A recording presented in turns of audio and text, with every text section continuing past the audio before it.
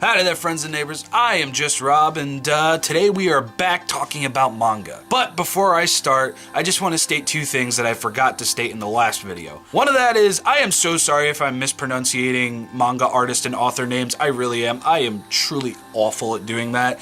And I know I was saying Hiroyuki Taki last time, and I know it's probably Hiroyuki Taki, which makes so much more sense. And the other thing is, I'm only showing off volume 1 of the series that I'm reading. I don't want to deshelve a bunch of books and, you know, like 60, 50, 40, 30 plus books just to show, hey guys, look at this, I read all this. So without further ado, let's just get started talking about manga. Up first, from the creator of Goodnight Pun Pun, author and artist Yugioh Asano, comes A Girl on the Shore. Now, as soon as I bought volume 1 of Goodnight Pun Pun, the first thing that popped into my head was, I need to read more of what this guy has done beforehand, because it's gonna take forever for the rest of Goodnight Pun Pun to come out here, so I might as well just pick up some of his older books.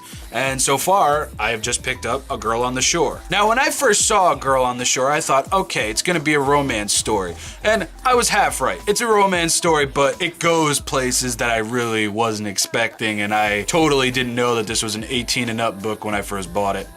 Yeah, it gets pretty dark and pretty steamy. Not what I was expecting, but still threw me for a loop and ended on a pretty heartbreaking kind of way. Oh, I feel so bad. But anyway, I highly do suggest picking this up and giving it a read if you enjoy Goodnight Pun Pun. Up next is the very first romance story that I ever read in manga, and it's also one of the very first T+ books I ever had in manga. This is from the Shonen Jump Advanced line, and that is Masakazu Katsura's Eyes. Eyes is one of my most favorite series ever. Masakazu Katsura is also the man who created Video Girl Ai, which was on my top 10 manga of all times list.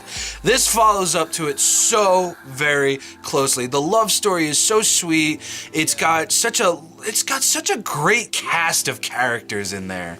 And I instantaneously saw eye to eye with the main character in this, because at the time that the first chapter came out in Shonen Jump, I was kind of going through the same thing, not knowing how to tell a girl that I liked her and all that. It came out at a very weird time in my life, puberty and all that other crap. But this is definitely one of the sweeter romance novels that I've read, and I just absolutely love the ending, and I remember crying my fucking eyes out when this ended. This is one of my most favorite series ever. Series I'm talking about next you'll recognize from my top 10 manga video, and that is Eyeshield 21, the football story. And again, I do not like football. I really don't. I don't see much joy in it. But when I'm reading Eyeshield 21, I do.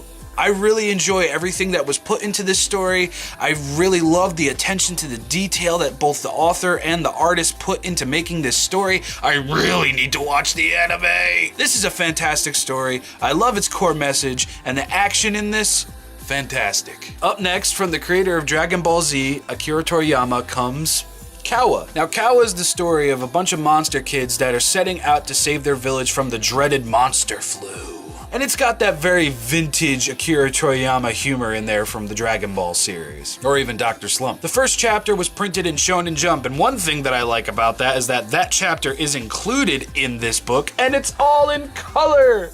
Fantastic color. Cowl is a very good story, very heartwarming story. It's got some really odd action in there. I mean, coming from Akira Toriyama, just expect the unexpected when it comes to Cowl. Fantastic story. If you can find this, I really suggest picking this up. I haven't seen this in bookstores since it came out, but seriously, pick this up. It's so good, so worth it. Now, this book would have been on my top 10 favorite manga of all time video, but I would have been breaking the rules if I had put it on there. From the creator of Rurouni Kenshin, Nobuhiro Watsuki, comes Buso Renkin. Now, this series, as soon as I saw on the cover of Shonen Jump that month, from the creator of Rurouni Kenshin comes a new story, I'm like, and I reread it like 99 times. 90 fucking 9 times. I had to wait 3 weeks for the volume to officially be released, and the day that it was released, this is the first thing that I read. When the monthly releases came out, I picked this up and like 25 other books, and this is the first thing I read, and I reread it twice. This story is fantastic. Has a nice little romance twist in there. It's got some action. It's got amazing action. Lots of amazing action. And Oh my gosh, so good, so good. This is another series that I really have to check the anime out for, and I highly, highly suggest this one, especially if you're a fan of Rurouni Kenshin. There's little nuances in there that kind of hint towards Rurouni Kenshin. Plus, we have a female character that has a scar on her face. Mangaception. Up next is the final series that I actually had bought and finished before I stopped buying manga. Now, this is a fantastic series. I love it so much, and it's got a very special place in my heart, and that is Dragon Drive. Now, if I could compare this series to anything else that's currently out right now, I'd have to say Sword Art Online. It's too bad Sword Art Online fucking sucks compared to this shit. Yeah.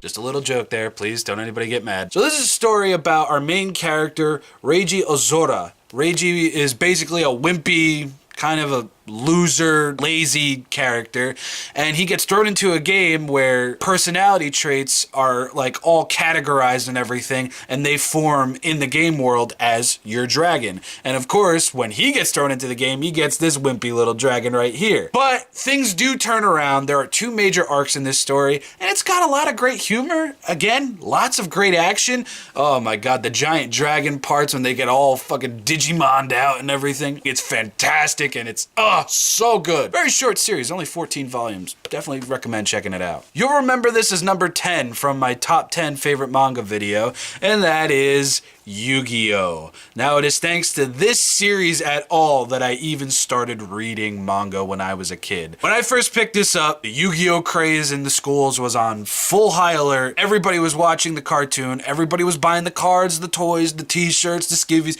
everything. Everybody was addicted to Yu-Gi-Oh! But the one thing that nobody really had from Yu-Gi-Oh! Was like a comic of it. And I remember finding this in my Barnes & Noble and just thinking, oh my god, there's a Yu-Gi-Oh! Book. I need it. And after that, I followed up with a whole bunch more of the Yu-Gi-Oh! Releases. I actually took my Shonen Jump entry form out of this book right here, and I subscribed to Shonen Jump because of Yu-Gi-Oh!